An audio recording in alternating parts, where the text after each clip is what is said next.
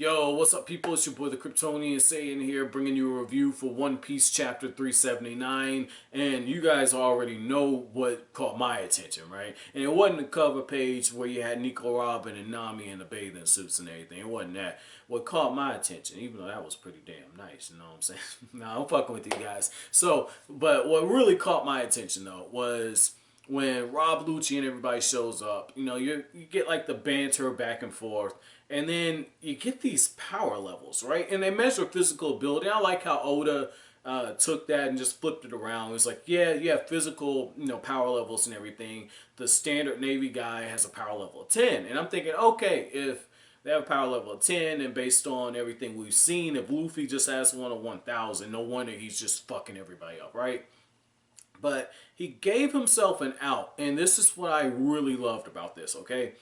Those power levels only measure physical strength. They don't measure skill, and they don't measure other factors like, say, a devil fruit. So that was really, really cool. I like that aspect of it. This is something that, really reminds me of what you see in Yu Yu Hakusho and Hunter x Hunter, where it comes down to skill more than anything else.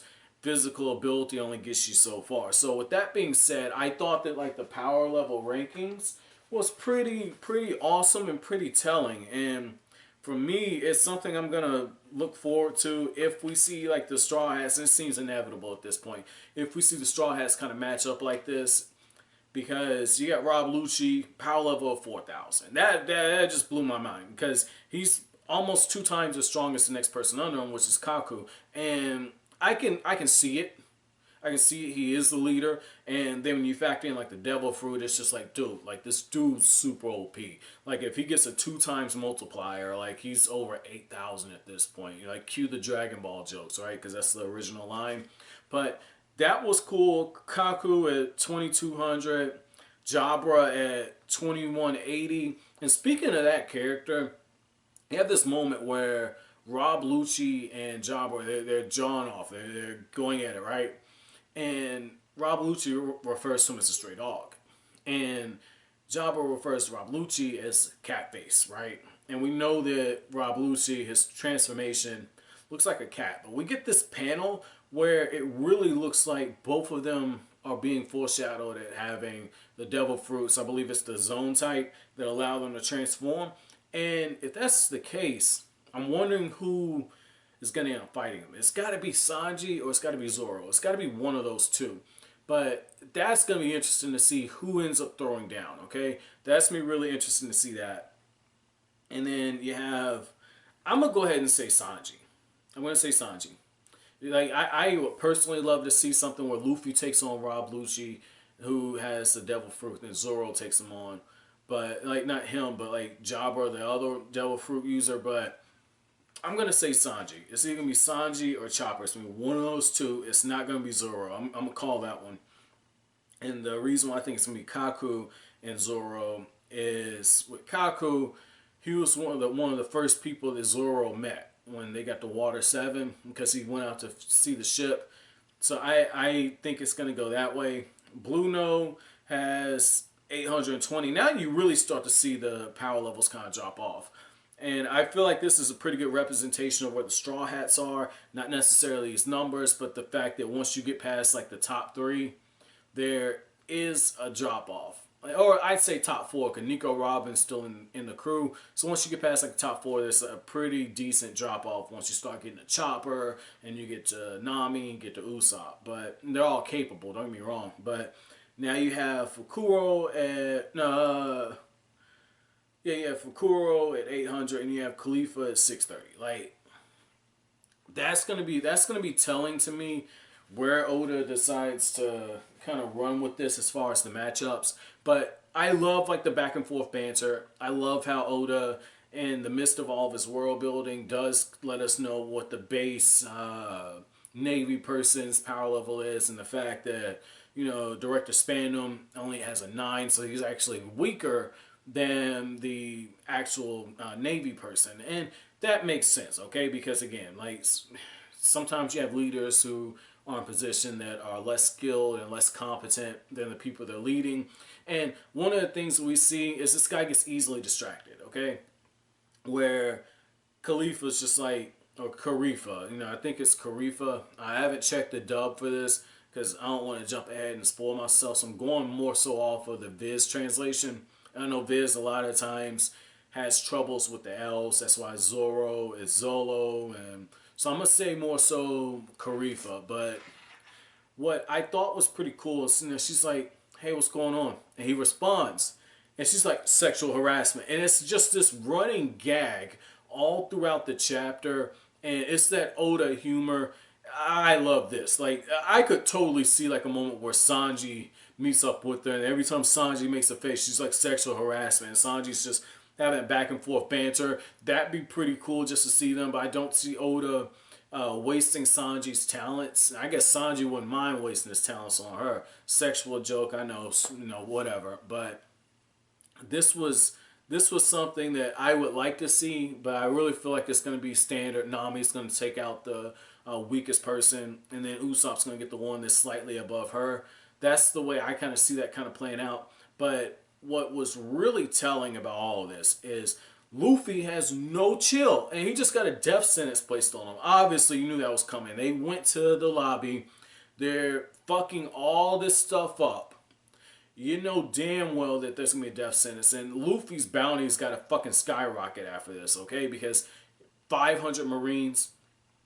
Now you got it where Luffy at one point is just like, when the fuck are you guys gonna take me seriously? I really feel like that's what it was, because Luffy looks up at the watchtower where the guy is just watching everything recording, and he uses the Gum Gum volcano, and I don't recall seeing that before, but basically Luffy just automatically dismantles the tower. Everything's falling over. You got the debris falling on all of these Navy guys, and Luffy's just rushing forward. And that shot where Luffy, you see like the face, and you see like the little lines behind him, letting you know that he's running really, really quickly. This is gonna be good. Like I lost my shit when I saw in episode 322 of Naruto Shippuden, where Maru, Chi, he was just running through the lines like that. Luffy is getting one of those moments, okay? Or since I'm doing the manga for One Piece, I believe the Madara stuff was 519 when he showed up, and it was like 520 right after that when he just starts fucking everybody up. Like, this is good. This is good. This is what I've been waiting for. And to see how the ending of the chapter where they're saying, we're going to put them all to death. They're pirates. Pirates are guilty. We'll settle for them. We'll give them a death sentence. It's like, that's what they're going to get anyway. So Oda had like the comedy in there. You also had the comedy where, Frankie is, biting Spandam's head, and he bites him so hard that he ends up taking the guy out of commission for a little bit. Then Frankie ends up getting taken out. And I mean, that makes sense. But the whole time this is going on, and I wanted to say this for last for a reason. The whole time this is going on, Nico Robin is looking with her head down, eyes closed, and she ain't doing anything. It's like at this point, she's completely given up hope. She's completely given up hope, and it's just like, I want to see her reaction when she hears that Straw Hat Luffy is doing all of this. I want to see her reaction, because I've said before, she's in her descent to hell, and Luffy's going to be the one that ends up being that light that guides her back, kind of like that glare that I have going on right now because of the sun kind of shining through. But this is going to be telling. This is going to be really telling her action, because if she doesn't respond, if she doesn't try to meet Luffy halfway, if Oda just has Luffy barge in, take her, and then that's just it, I'm going to call bullshit, because that's not how the Descent into Hell works. Because the reason why I love reading One Piece is Oda handles a lot of literary stuff correctly.